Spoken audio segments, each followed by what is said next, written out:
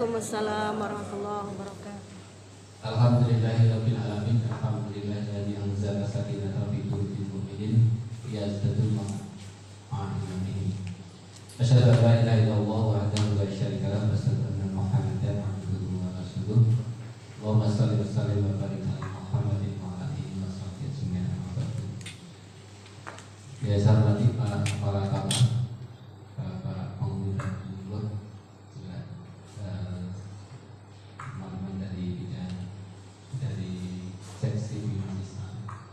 dan ini Mbak dan Mas atau Bapak dan Mbak dan Mas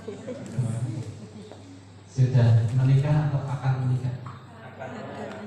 Baru akan. Yang saya banggakan dan sangat saya tentunya. Pertama kita patut bersyukur, alhamdulillah kita masih diberikan sehat walafiat. Dan ini kuncinya sekarang ini di masa pandemi yang sehat ini.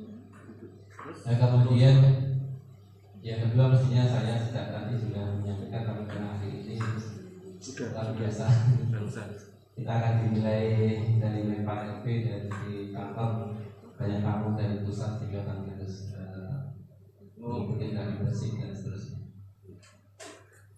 Dua materi sebenarnya diberikan pada saat tadi saya kira sudah banyak disampaikan oleh para narasumber. Artinya bahwa kebijakan pelaksanaan bimbingan perkawinan itu adalah programnya pemerintah. Jadi ini bukan semata-mata programnya pemerintah, tapi ini programnya pemerintah. Hanya kebetulan Kementerian Agama diberikan amanah itu. Jadi ini programnya Pak Jokowi sebenarnya, programnya pemerintah.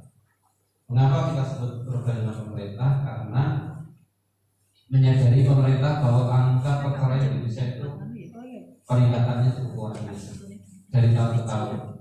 10 pandemi saja secara nasional sudah mencapai 17%. Sekarang ini di Indonesia bisa lebih dari 20%. Di Jogja saja yang semula sebelum pandemi itu hanya 11%, sekarang sudah sampai dengan 14,8%. Naiknya luar biasa. Dan bisa dilihat nanti di pengadilan agama. Kebetulan kan kalau kota itu kan ketua pengadilan agama sekarang itu pernah kuliah S2 di UMY KPD. Mengatakan bahwa setiap hari itu yang datang banyak untuk mengajukan perceraian. Dan ironisnya yang banyak datang mengajukan dari pihak istri. Mengapa? Gara-gara pandemi COVID, kemudian suaminya tidak kerja, kemudian dia sudah macam-macam problem di rumah luar biasa. Ya, kemudian tidak bisa diatasi oleh mereka berdua. Mengapa? Karena hanya barangkali berpandangannya sebentar, jadi tidak berpikir masyarakat. Sementara kalau sudah kemudian ada anak, sesungguhnya perceraian itu yang akan hancur. Saya sebut akan hancur. Dan saya bawa slide tapi karena waktunya sangat terbatas. Jadi kalau ada perceraian, anak itu akan terbelah dulu, meskipun fisiknya utuh. Saya barusan kemarin ada kegiatan pusaka sakinah. Ada kader pusaka sakinah seorang di BPA ditanya begitu. Jadi ada anak itu yang ketika bapak ibunya cerai kan masih anak-anak, maka kemudian ikut ibunya. Begitu sudah besar kan suruh milih, karena dia pilih untuk ikut ayah ikut. Kemudian setelah besar dia masuk SLTA milih ke bapaknya. Tapi kan yang namanya orang tua tidak bisa. Ketika kemudian anak ini berkunjung ke ibunya sering mendapatkan hal tersebut, kita ya KDRT, kekerasan dalam rumah tangga. Nah, kekerasan rumah tangga itu kan bisa suami kepada istri kepada suami, atau orang tua kepada anak. Nah, itu kemudian anak ini sering curhatnya kepada siapa? Kepada ibu sambungnya. Akhirnya kan ini bisa menjadi malapetaka ibu sampainya juga kalau kamu sudah merasa disakiti ibu nggak usah kesana, hancur. Masih beruntung itu ibu sambungnya kemudian justru bertanya pada ini yang di tempat saya seperti apa. Kemarin minta saran saya sampaikan biru baik-baik tetap harus ada, tapi bisa melalui orang lain Mengapa? Karena sebenarnya secara psikologis begitu anak ini pindah ke bapaknya, ibunya juga cemburu kalau bahasa katanya. Karena kasih sayang anak bisa kemudian berpindah dari semula ibunya ke bapak. Dan tidak usah jauh-jauh yang sekarang sedang kan yang awal kan. Apakah dia dekat dengan Krisdayanti atau dekat dengan Asam? Ini dekat dengan Asam. Itu yang jelas-jelas ya. Oleh karena itu pemerintah memang punya konsen betul bahwa sesungguhnya bimbingan perkawinan sangat penting. Dan tidak hanya selesai di situ sesungguhnya. Bimbingan perkawinan yang sesungguhnya itu sesungguhnya tidak hanya seperti yang sekarang sudah rasakan, hanya 2 hari sampai jam 12 hari. Aslinya itu jam 8 sampai jam 5 sore. Mengapa? Karena bekalnya semakin banyak yang kita harapkan untuk diberikan kepada calon pengantin. Banyak pengantin baru itu yang belum menyadari bahwa begitu orang berkeluarga akan banyak masalah. Demikian begitu. Jadi jangan dengan berpikir nanti sudah dimakan serusak jadi seru, bukan. 3 bulan paling lama. Setelah itu nanti tidak akan ada masalah. Apalagi sudah kemudian yang istri mulai hamil, kemudian masih rumahnya tinggal bersama orang tua, belum nanti dengan orang tua, ada macam-macam. Apalagi yang rumahnya masih kontrak, sudah nanti ada yang masalah.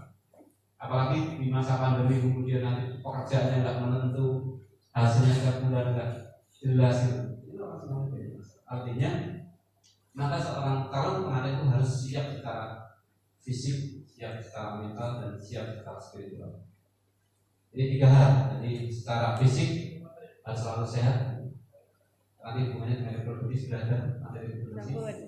Kemudian hubungannya dengan mental, tahan banting. Nanti banyak masalah harus bisa selesai. Saya selalu sampaikan kalau ada masalah hari ini harus selesai hari ini. Jangan sampai ditunda untuk besok. Mengapa? Besok sudah ada masalah. Kalau tidak bisa selesaikan sendiri, saya selalu pesan, datanglah ke orang yang lebih tahu. Tapi jangan sekali-kali datang kepada orang tua. Tidak akan selesai masalah tapi tambah punya. Mengapa? Karena orang tua itu begitu anaknya sudah menikah, harapannya itu bahagia. Kok kemudian nanti justru menikah malah ada masalah, apalagi ada yang menurut beliaunya itu merasa anaknya disakiti oleh pasangannya dari suami istri, yang itu akan semakin marah, tidak menyelesaikan masalah. Maka ya datanglah ke KUA itu siap nanti Pak penghulu di sini siap, Pak penghulu saya kira siap pembicara. Di masyarakat ada pemerintah. Ini yang sangat penting dalam jangka untuk menikah. Kemudian orang menikah itu kan tujuannya ingin memperoleh yang namanya keluarga sakinah, betul ya? Apa itu sakinah? Sakinah itu kan hanya ketenangan orang mandi. Sementara di sakinah itu sebenarnya ada kenyamanan, kemudian ada perlindungan, penghargaan, itu yang belum dipahami oleh orang. Maka dalam Al-Quran sudah jelas Al-Quran 21 itu stabilitas wilayah. Setelah orang itu ditemukan oleh Allah sebagai pasangan, jadi yakinlah bahwa ketika penjenengan itu sudah menemukan pasangan, itulah yang sudah ditunjuk Allah kemudian untuk menjadi pasangan hidup. Dan kalau sudah menjadi pasangan hidup, maka ketika saat sudah ada akad nikah, akad nikah itu kan perjanjian yang sudah sangat kuat. Maka jangan berpikir ada penyesalan. Jadi kalau sudah akad nikah, jangan berpikir ada penyesalan. Ya disitulah kemudian kita harus menyadari bahwa pasangan saya seperti ini, harus diterima apa adanya. Tanpa sebenarnya tanpa ucapan, pokoknya apapun yang ada di diri pasangan itu ya harus diterima. Itulah kemudian akan menimbulkan kenyamanan. Kita sendiri itulah kenyamanan. Tapi tidak cukup, ternyata cukup. Setelah itu kemudian Allah lanjutkan dengan bacalah bainakum mawaddah. Tidak cukup sakinah, tapi menuju yang namanya mawaddah dan rahmah. Jadi apa itu mawaddah? Mawaddah itu cinta kasih. Apa itu cinta kasih? Ingin bahagia. Artinya kalau orang itu menikah, dirinya harus bahagia. Apa yang bisa mendatangkan kebahagiaan? Yang pertama ketenangan hidup. Yang kedua terpenuhi kebutuhan kehidupan. Yang ketiga terpenuhi batinnya. Ya nggak usah apa ya. Ini nggak ada anak tapi sudah semua. Jadi yang namanya orang menikah itu kebutuhan biologis harus terpenuhi. Dan itu harus tahu betul siapa posisi istri, siapa posisi suami, harus bagaimana istri, harus bagaimana suami, bagaimana memperlakukannya, bagaimana dasarnya itu harus dipahami.